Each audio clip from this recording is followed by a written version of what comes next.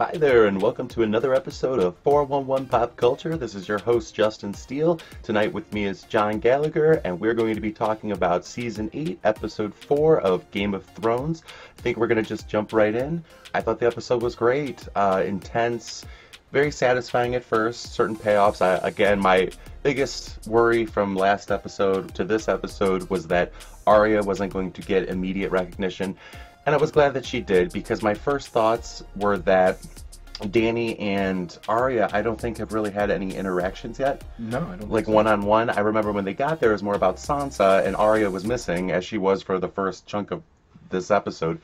And I was like, okay, so they haven't had any interactions yet, I'm waiting. But I was glad that Dany, they were kind of like, here, the Dragon Queen, and she was like, here, Arya, the hero of Winterfell, the hero of the battle. So I was very pleased with that. It was a nice, touching scene to start with. Yeah, absolutely. You get this, amalgamation of characters that are like, the free folk, if you will, or the wildlings, the northerners, but you've got the unsullied. They're, they're all still kind of mixed together. And it was good seeing Lormond still being his, he kind of was leading the way with that. And then the sort of I never game with Tyrion and that group. Now, I will say, as far as the Jaime and Brienne stuff, I have mixed feelings about everything that happened with that. I think it's one of those things that you're kind of, when you're watching it, you're like seasons ago, you're like, oh, I kind of want them to hook up, or that'd be interesting. But then when it actually happens, you're kind of like, is it right? I don't know. And I do feel like that's a very fictionalized thing. I don't know if in the real world that would have happened. I think Jaime has a certain sort of wavelength. I think Brienne's beautiful. I love everything about her. I think she's a catch. But in the real world, I don't know that I think her love for Jaime would have been unrequited and remained so. And I always enjoyed the Tormund stuff with Brienne, and I kind of really did think that's where it was going to go. In my mind, I'm like, oh, but I want her with Jaime. But then when it happens, you're kind of like, oh, do I? I mean, it was nice to see some payoff for groundwork they've been kind of teasing for the last couple of seasons with Jaime and Brienne. Well, I thought we kind of got that with the whole fighting together and, all that, in my opinion. But as terms of the romantic stuff, sure, yeah, payoff. It's kind of how I think them fighting together brought this about more than, had they just been together. I think them fighting together, the emotions that flare up during battle and things, I think that was a normal reaction. Sure. I believe it well enough. I just don't know if in the real world I believe that is what would have happened. But I am glad, but at the same time, I don't know, I thought it was a little awkward. But it was fun. I did like the Arya Gendry scene. I was worried that she was going to be, okay, sure. And I'm like, oh, that really would be not an Arya thing. And but I could see it, I guess, it's from different YouTube theories or this or that I've seen so long that they've been planted to end up together. And I would say that sort of thing was paid off in episode 2 or at the end of it. And so I'm glad, though, that it stayed true to Arya's arc in terms of she's always been, that's not me, I'm not Sansa, I'm not a lady, and that was just shown again in this moment. It was very much like a scene that it mirrored the scene between her and Ned in the first season, where there was stairwell in the Red Keep, where he talks about her being a lady, and she's like, that's not me. It's the same. Well, and it's even more important that it is referencing that moment because that is when she started to become on the path where Ned accepted that she wasn't and started giving her dance lessons. And it became so symbolic of that time. And here she is about to go off on her own again. I mean, she's with the Hound now, which I think's cool. I think I have a lot of great Arya times. I loved when she was with the Faceless Men. I loved when she was with Tywin Lannister. I kind of rewatched some of those moments, and I'm like, oh, that was great. But I do think the best times with Arya was when she was on the road with the Hound. So I'm glad that that's sort of, as we get to the end of the series, that's the coast it's going off. Because I was thinking about how we did get all these characters finally together. We got that sort of payoff. And I think that now that we've got that payoff, it's kind of like a nervous, I'm nervous for them because it's like, okay, everybody's okay. I think when they all got separated and Jon and Sansa have no idea where Arya is and Bran has no idea where Sansa, et cetera, they don't know, they all know where each other are now. And they all know that they're okay. They've survived life. And so now it's a different kind of nervous energy because we've got that. So it's kind of like however the show ends, at the very least, we now have that. And so to see her go off on her own, it's like, ooh, but now anything can happen. I don't know what to expect. You're kind of always in the back of your mind expecting them to get back together. And now it's kind of like, but now what's next? I think you're going to see her in King's Landing. Sure. I think I mean, Cersei's always been on her list. Indeed, and they're letting people in to... Sure, and she can just, I mean, honestly, it's alright. She could just kill somebody, take their face, and she's in there. Which, though, I would like to say almost does still keep my theory in question that I said in the ultimate, you know, it might not happen in the final scene, but I've always said, you know, it's going to be, we're going to think somebody terrible is won or is about to sit on the throne, and the last minute they lift their face to be like, oh, it's not you, Cersei, it's Arya, or whoever is in the end there, and I think that would be great, because I love Arya, and she's the true hero of the show, in my opinion. Yeah.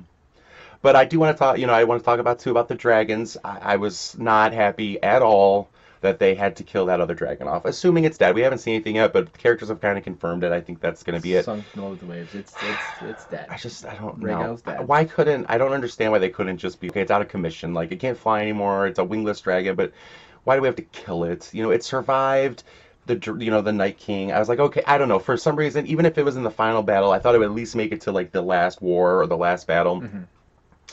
And, you know, now that it's just Drogon, is that the last dragon? Just Drogon. It's so sad. I don't want to think of these as like the dragon is pitiful. Like, this is the last dragon. I like thinking of it as a formidable force that... Force of nature. Yeah, and now it's kind of... I mean, Drogon's still impressive and all that, but it's so vulnerable. You know, it's not going to be a big attack. You know, it's not going to be the surprise attack of the dragons. It's going to have to be through strategy and battle planning and all this stuff. I'm sure there's going to be a few more surprises thrown in there, but I will say, too, I was really sad about Missandei. I kept thinking, and this is what the show does, where it plays with your expectations, but I kept thinking, you know, it's Grey Worm that we're going to lose. And usually I'm kind of good at, like, picking up on something like this, and I didn't get this at all, where it was Missandei that we lost, and it was so powerful how we ended on that note with how, what did you say that she ended up saying in High Valyrian? Dracarys. Which I was hoping she would do something like that, which means what, fire? Yeah. Burn. Yeah, I was hoping it would be something like kill them all to that effect. And actually, it's one of the first times when in the third season where Dany gets Missandei. She tricks the slave masters into thinking that she's giving them a dragon, and she says Dracarys, and he burns the slave masters. I gotcha. Yeah. That's awesome. That's a good reference. Yeah, so I was really sad to hear that. I didn't want to jump too far to the end yet. I want to backtrack a little because I do want to end on sort of the Tyrion and Cersei. But jumping back a little bit, I did want to say towards the beginning of the end episode, Davos was talking about his issues with the Red Woman and Melisandre. Yeah. And how he got it. But you know what I realized? Gendry never really had a sort of moment with her, I think, since she's been back to Winterfell, that I recall. And he kind of has a little bit more in I mean, Davos definitely has rightful issues, but Gendry was, definitely very much used by her. And I'm like, wait, did they even have any sort of interactions while she was here? Was he, like, seeing her come up and be like, hey, wait a minute? Let's not forget, had Davos not have rescued Gendry in the show, she would have burned Gendry alive. Like, right, that was her intention. Like, right. So, like, I feel like he had a little bit of, like, for so much going on, it's not make it or break it for me or anything, but I kind of think with so much in that episode, I think a minute could have been given to Gendry being like, what is she doing here? Something. And I'm like, oh, they kind of skipped right over that. But I do suppose we should focus on the main theme of, like, characters talking, whispering behind each other's back, because the gossip sure did spread like wildfire of Jon not, the heritage of Jon Snow. And I kind of was definitely frustrated with Dany in that moment, because my thought process is kind of basically what they were debating the whole time, and I'm not sure why Jon and Dany themselves haven't spoken about it, I guess other than the aunt issue, but, like, why not just have Jon and Dany get married, and then you're going to still have the best of both worlds? What's the problem? And I guess, it is sort of an issue, the incest angle, but it's not like brother, sister, or they're the same age, they didn't grow up together. I don't know, I guess technically it would be full aunt, but I don't know. I guess in this world, it's not such a big deal. So it's kind of like, I didn't really think about it. But in general, it would solve a lot of problems. I think Varys made a good point about her being too strong for Jon. Sure. Like she would bend. Well, and I think we saw that very clearly. Yes. That I just wish between the two of them, they would say to each other, well, I plan on being with you for the rest of your life, and you plan on being with me. So does this really have to be a problem if people know? Because we're together. And they've accepted this in the past with Targaryens, like whether the North would have a problem, like Varys said, is it a Northern thing that they would accept something like this? Well, they kind of did, though. Before the story began, you had the Targaryens that were doing this for centuries, Mm-hmm. and the North was a part of that, at least understanding it and knowing it and accepting it. So I don't know, especially if right now, if anybody's willing to accept Cersei on the throne, I mean, I guess, well, they didn't ever come out as a couple, Jaime and Cersei, but they were willing to. Mm. So I think, like, if they were going to, why not this? And it's not nearly in, as far as incest goes, as incesty as, like, brother, sister, or twins, even more incesty. And I don't know, I just think that would solve the problem, but it sure did spread like wildfire because I was frustrated. I'm like, man, I really don't want to push it to the very end that everybody knows. Mm-hmm. I was hoping it'd be in this episode. And even though I wasn't expecting it, and then bam, Jon did. And I really did like that he kind of like, Bran was like, it's your choice, Jon. And then Jon's like, okay. And then he was like, go ahead and say it. Sansa sure did. You go right ahead and tell Of course Tyrion. she did. Because, she can't stand, it's not that she can't stand Dany, because She we've seen doesn't that moment. But yeah, I mean, any She doesn't queen, trust Dany. She doesn't anybody. know She doesn't Dany. trust anybody anymore, except for her core right now of what she assumed was, her siblings, and that would be it. But I mean, what do you think? Like, do you think that people would accept it in general? And yes, okay, let's lead to this then. As in terms of, because I did enjoy the sort of Varys and Tyrion debate. So where do you land between the two of them with Varys and Tyrion in terms of, do you think Jon, if they're not, like, should we try to join them together, which was kind of what was happening anyway?